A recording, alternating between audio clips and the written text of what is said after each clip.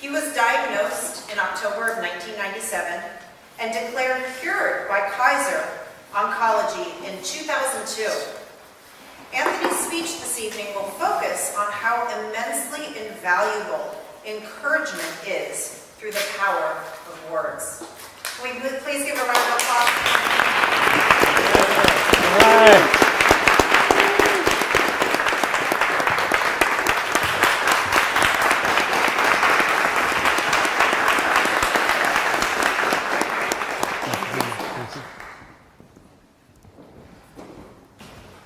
Madam Toastmaster spoke about my being a cancer survivor. And this is not to evoke sympathy or empathy. And it's not a downer speech. Really, it's an upper speech because I'm talking about encouragement. I was diagnosed, as Madam Toastmaster stated, in 97. And when I went to the doctor, I just thought I was just going in for a routine checkup, and she admitted me that day, had a panic attack. I didn't know, I thought I was going for the weekend. So I went into the hospital, and after months of being diagnosed, of going through all types of tests and all, they came up with the diagnosis in October 97. My friends all told me, let me show you something, this is the bad part now. My friends all told me I lost 17 pounds. My fighting weight was 160. That means you're walking around weight. 160. I lost down to 143. 17 pounds from 160 is a lot. And I looked like I was dying. And my oncologist told me after I had gone into remission that I was dying. ING, dying, in the process of dying. But she told me that after I go into remission. Well, the thing is that got me up, and this is the good part. Ed, this is the good part, man. Is that all that time, you know, when you hear the word cancer, I had the worst form. And the thing that discouraged me, my friends gave me books about it was non-Hodgkin's lymphoma, and 30% survival rate, very low survival rate. And then a girl at my job named Shay Nettles died from it, had the same thing I had. And then a rapper by the name of The Big Pun died from it. And then Jacqueline Onassis died from it. And I was really discouraged then because I had motion picture insurance, industry insurance. I had great insurance, but I said, Jacqueline Onassis has to have much better insurance than I had, and she died. So I was very discouraged. I had a lot of friends come by and that see me, man, you look bad, you've lost weight. I know I look bad. I see myself in the mirror every day. You should see how I feel. And 2 weeks I slept on my knees. I couldn't lie down. Horrible pain. I just wanted to tell them, I wish you knew how I feel. And they were always telling me, oh, you look terrible, you look terrible, you look bad. But then I had a friend to come by my house, and for some reason, I don't know, big guys, these big bad guys, always want to be my friends. I look at these guys and say, man, I hope this guy don't ever want to fight me. And the guy always comes up to me and wanted to be my friend. I've been in restaurants, hey man, can I get you a drink or something? I'm like, I don't drink. Can I get you an orange juice? Yeah, get me an orange juice. And I don't know why people are like that with me, but big guys always just want to be my friend for some reason. I thank God that they do, because I don't want to fight him. And I've even had them to tell me, hey man, I don't want to fight you. They tell me that. Well, one of my friends came over, his name was Leo, 235, he's 6'2", 235, bodybuilder. And we were just sitting there chewing the fat, and he said, he was asking me about my chemotherapy and all my treatment and everything. I told him about the regimens. And I said, man, you know, I just feel bad because I've lost all this weight. And he just went just like this. Don't worry about it, you'll get it back. And I said, wow, now that may sound flippant and callous to you, but to me, I interpreted that, hey, this guy just said, I'm gonna get it back. Another friend, his name is Mark Miller, 6'5", 275, 280, big guy, came over chewing the fat, just talking.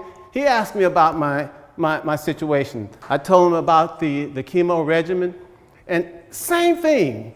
He said, oh man, it's no big deal, you can get through that. And that's the second time somebody had done that. I was like, wow, this is great. Just the way they said that.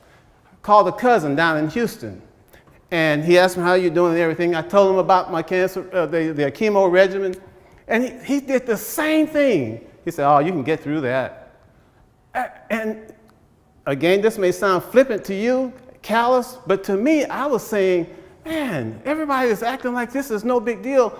I interpreted that as, hey man, I can get through this. And I started thinking, I can get through this. My first chemo, the nurse came in, and I was always afraid of chemo. I didn't know what chemo was. I had heard all these stories about it. I thought it burned when it went in. I didn't know. And the lady, when she first started the chemo, I said, what is that? And I always ask what the drugs are. The doctors are always surprised that I always tell them, ask them, what are you using? And they're telling me, I said, I would prefer this and this. And they look at me like, man, how did you know this? I said, this is my body. If you put arsenic up there, I'm not going to let you put that in there. I want to know what that is. Well, I asked the nurse, I said, what is this? And the nurse said, these are the good soldiers that goes in to get rid of the bad soldiers. So I said, yeah, let's keep going with this then. And then she took that one out and gave me another one. I knew it was different. It had another long name, but this one was red. So I said, what is this one? And she said, these are even stronger soldiers going in to kill the bad soldiers, the bad cancer cells. And these things, this was my adversary. Cancer was my adversary. But I had these good soldiers. I had good soldiers and even stronger soldiers. And I felt good about this. And I was, once every 3 weeks, I wanted to, hey, let's start this once a week. If you're giving me good soldiers and stronger soldiers, I want this. And all my close friends were saying, hey man, you can get through this. I had the most positive attitude about that. I can get through this. This is nothing. Even though the other people had died, I can live through this. I can actually get through this. And the thing is, as time passed, I thought about that nurse. I said, I don't think that nurse knew what she was talking about. She did a bit more know what those drugs were than nothing else, even more than I did.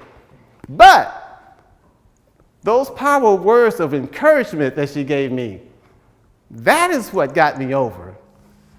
I don't care. If she was giving me all these medical terms, it wouldn't mean anything to me. But good soldiers and stronger soldiers killing the bad soldiers, that was great to me.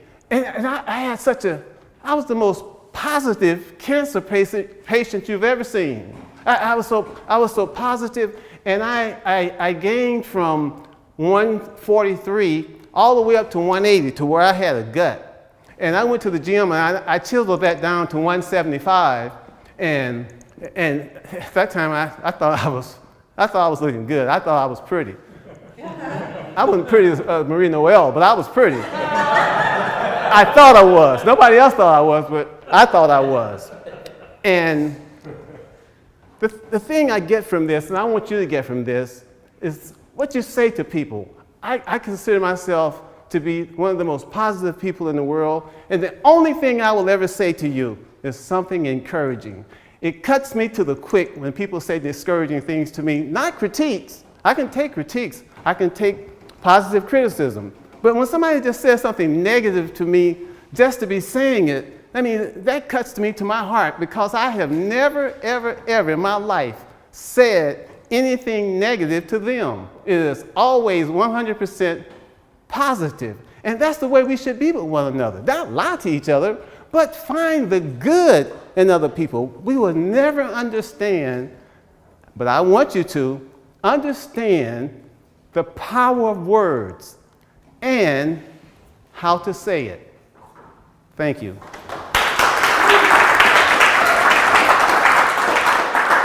I wanted to say too that I usually try to go overtime so I could DQ myself from being a candidate for the best speaker. And not that I'm going to be that, but I prefer just to tell my story, not to be in the contest for best speaker. So if you were going to put me down for that, don't do that, please. Give that to somebody else. So thank you. Thank you so much. Thank you. Bravo, man. Well done.